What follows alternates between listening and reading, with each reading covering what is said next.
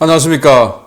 신의균의 군사TV 디펜스 브리핑입니다. 자, 오늘도 아주 중요한 군사 무기 관련 소식 전해드리겠는데요. 특히 오늘의 이 주력 소식들은 우리 한국 방산입니다.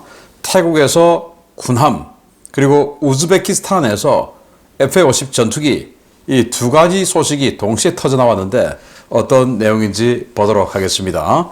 자, 5가지 단신 먼저 보겠습니다. 이란은 다목적 배회 탄약을 헤즈볼라에 대량 공급해서 이스라엘을 위협한다 라는 소식에서부터, 중국은 반군을 터벌 중인 미얀마 군부를 지원하기 위해서 군함을 파견해서 무력 시위를 하고 있다 라는 소식까지 보도록 하겠습니다. 첫 번째입니다. 이란이 헤즈볼라에 사퀴르 358로 명명된 다목적 드론을 대량으로 공급해 이스라엘 영공을 위협하고 있다는 소식입니다. 이 드론은 자폭 드론으로도 사용될 수 있고, 공중에서 배회하다가 공중 목표가 나타나면 공대공 공격도 가능한 방공 장비로 변신할 수도 있다는데요.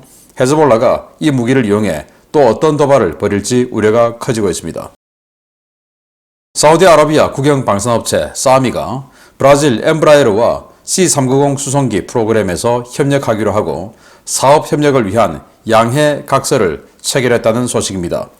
사우디 현지에서의 C390 면허 생산 이야기가 나오고 있는데, C130H 대체를 위해 시작된 C390 도입 사업이 기존 물량 30세대에서 크게 늘어날 전망입니다. 폴란드가 한국의 천무 다련장 로켓과 자국산 젤츠 트럭을 결합한 호마르 K 다련장 로켓 시스템과 KT즘 지대지 탄도미사일을 제18기계화 사단 포병연대에 초도 배치했다고 밝혔습니다. 벨라루스에서 폴란드 수도로 이어지는 길목을 지키는 이 최정예 부대 포병부대에는 한국산 차체를 사용하는 크랩 차주포와 한국산 발사기를 사용하는 호마르 K 부대가 주력 장비로 배치되게 되었습니다.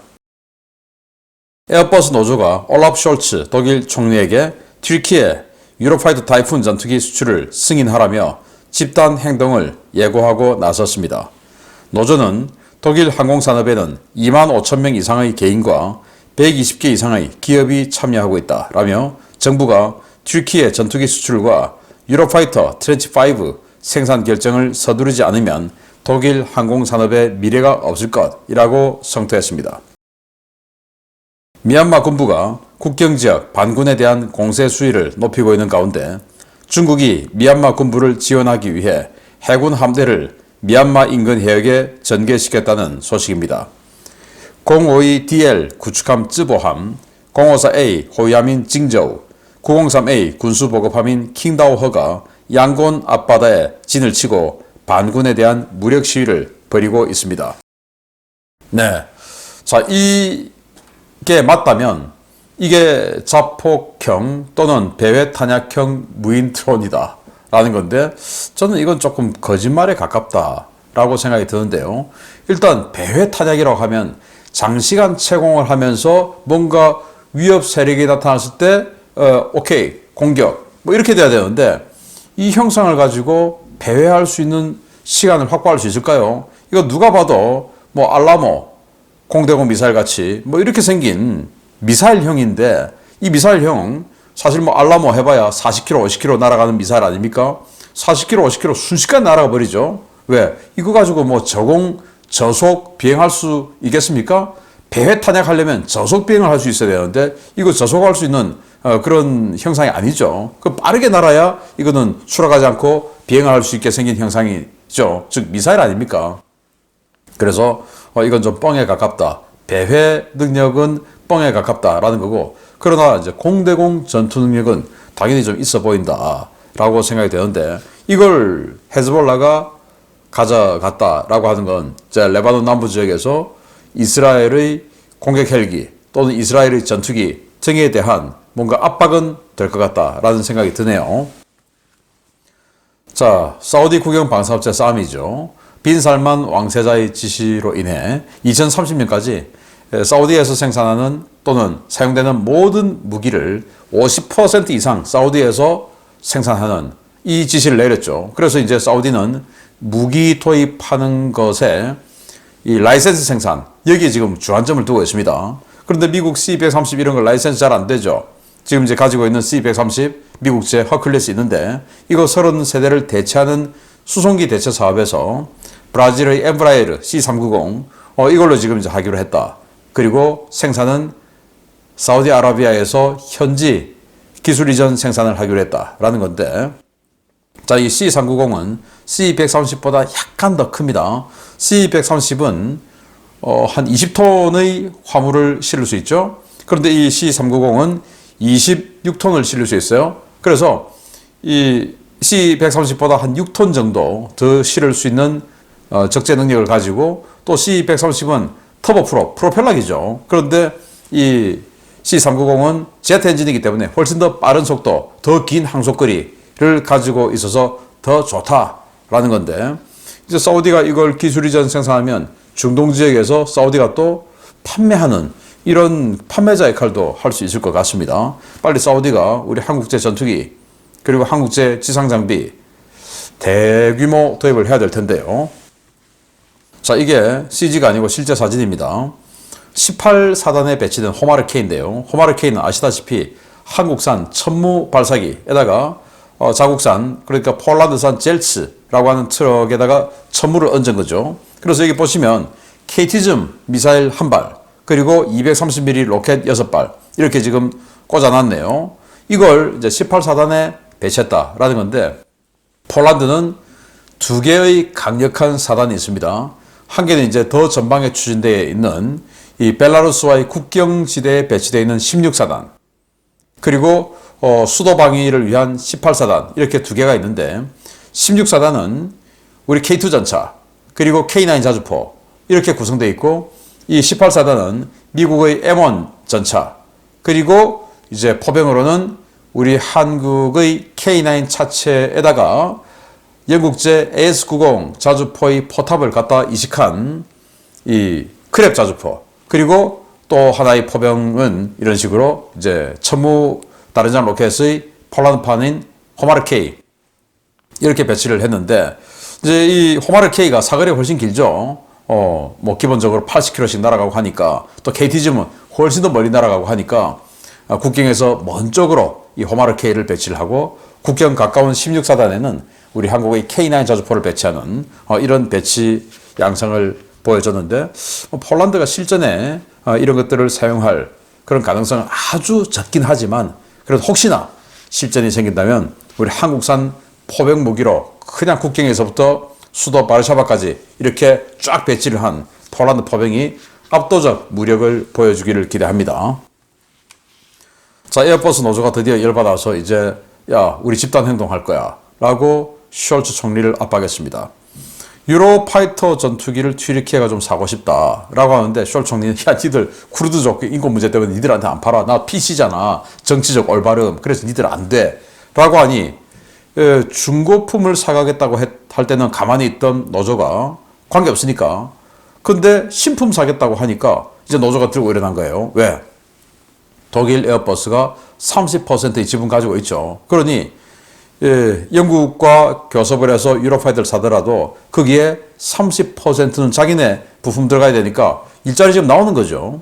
그리고 독일 정부에게 계속 압박하죠. 트렌치5, 유로파이터 트렌치5 이거 빨리 개발, 생산, 확정해라. 그리고 튀르키예 이거 승인해줘라. 여기에 우리 25,000명의 일자리, 120개 납품기업의 이 생명이 걸려있어 하고 압박을 하는데, 이제 그 압박이 좀 먹혀들기를 바랍니다.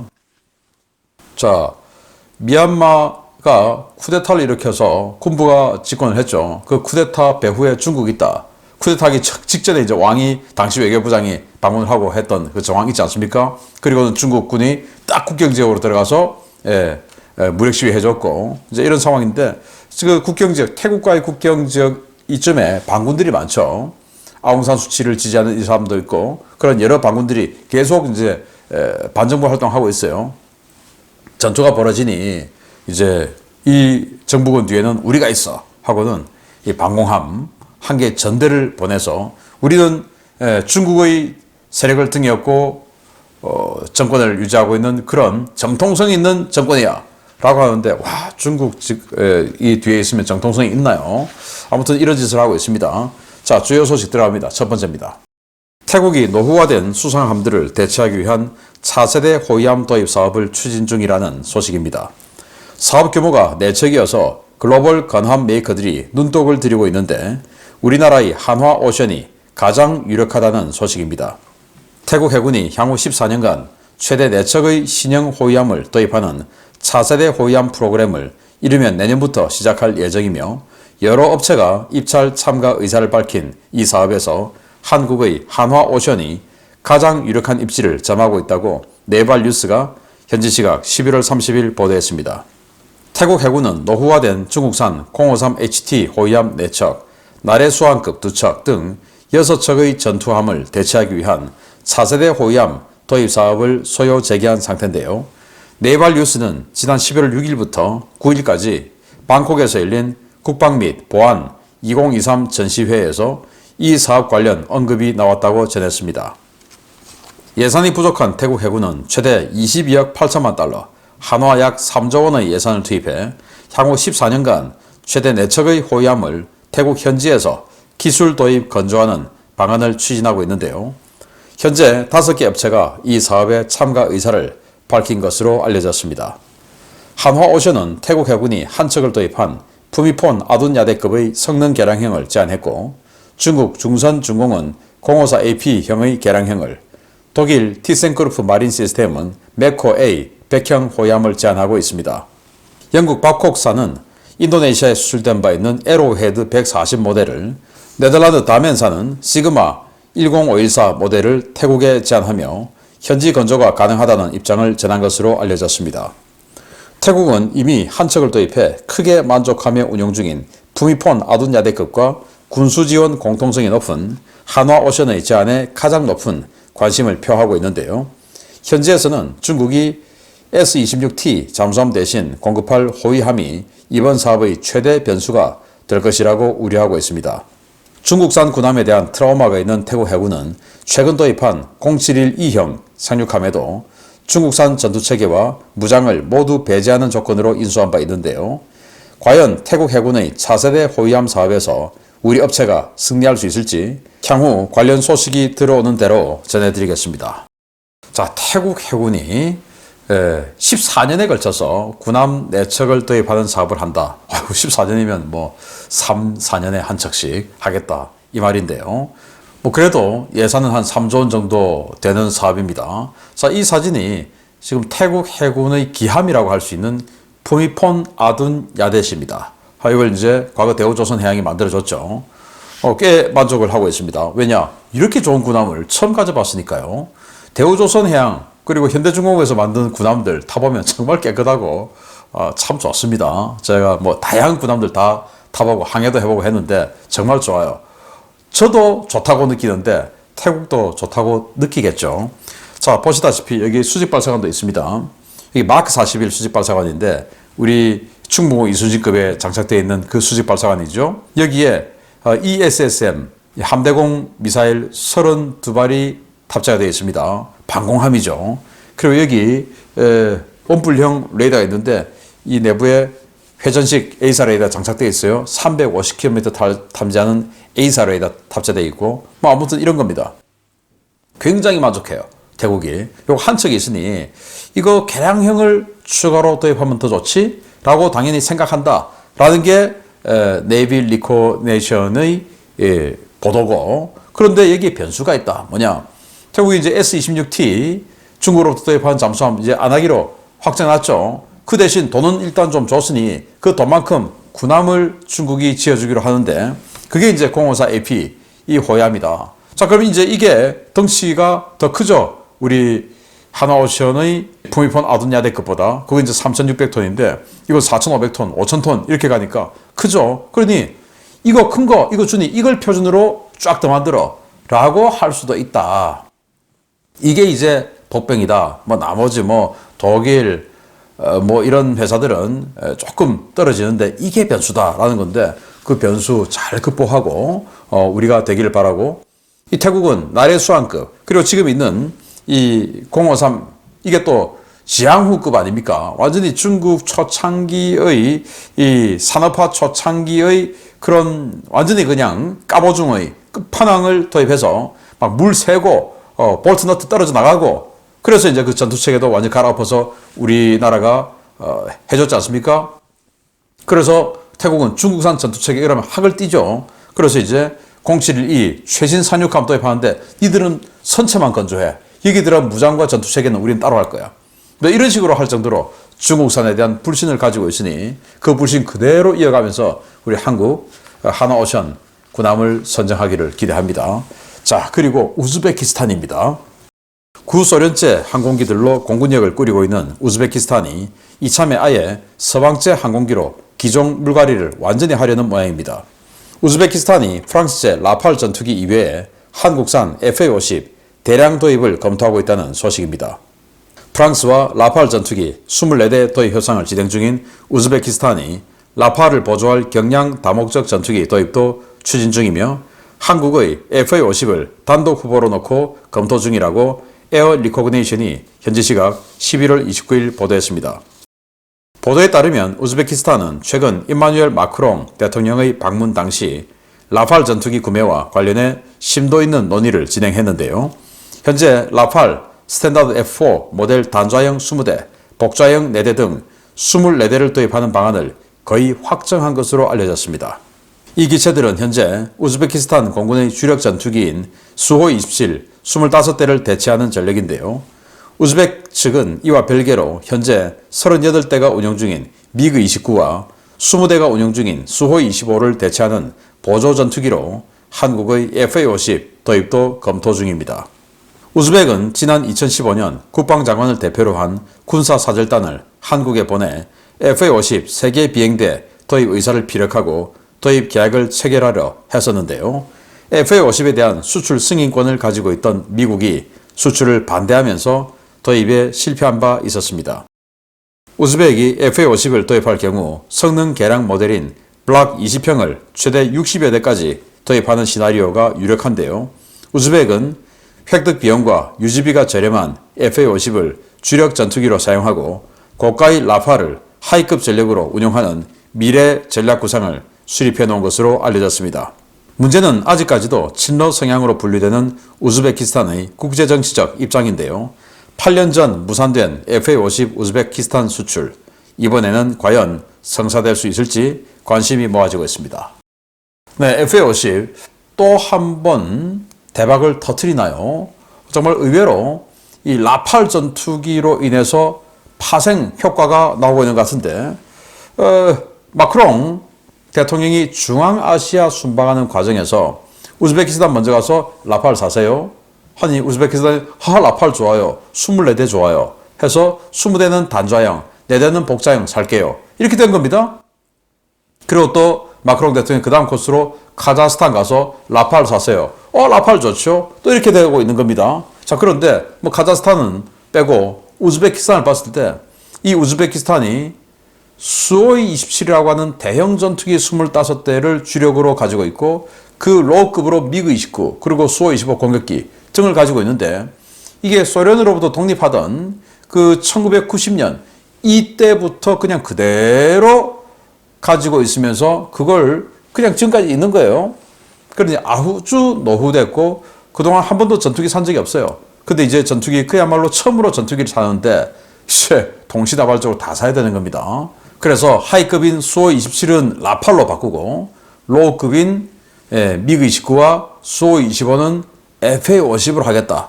근데 그게 처음이 아니고 지난 2015년 이렇게 한국에 와서 계약하러 왔었어요. 카이 와서 이렇게 FA-50 세워놓고 화이팅! 하면서 사진 찍는데 저는 이 화이팅 이거 좀 안 했으면 좋겠어요. 어떨 때는 행사 좀 많으면 화이팅 5번 할 때도 있습니다. 이 사람들은 자기네들 사진으로는 하나겠지만 가는 데마다 이러고 있으니 좀 민망해요. 그래서 화이팅 이제 좀 안 하는 대한민국 됐으면 어떨까라는 생각이 드는데요. 매일 싸우자 그럽니까 우리 어떻게? 자, 아무튼 이렇게 화이팅 하면서 사진 찍었는데 계약하려고 하는데 미국이 스탑 잠깐 우즈베키스탄 침략 국가잖아 안 돼. 이렇게 된 겁니다. 왜냐? 이 FA-50 여기 라이센스 핵심 라이센스에 미국 로키드 마틴 많이 들어가 있습니다.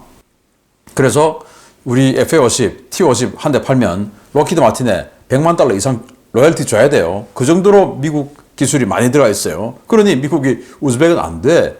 이렇게 해서 못 팔았습니다.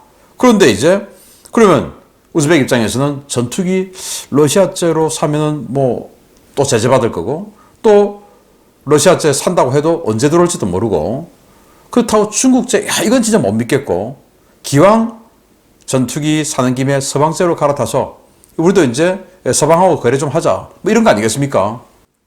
그리고 라파를 사면 여기에 들어가는 무장들하고 우리 FA50 호환되죠. FA50 최근에 유럽 MBDA 미사일들 전부 인테그레이션 하기로 계약했지 않습니까? 그러니 라팔하고 무장 호환도 되고 거기다가 2015년 이때는 블락 10 기계식 레이더 그래서 뭐 수호이 25 이거나 그냥 대체하는 생각이었는데 이제는 블락 20 나와서 A사 레이더 와 이거 미국 29보다 더 좋아.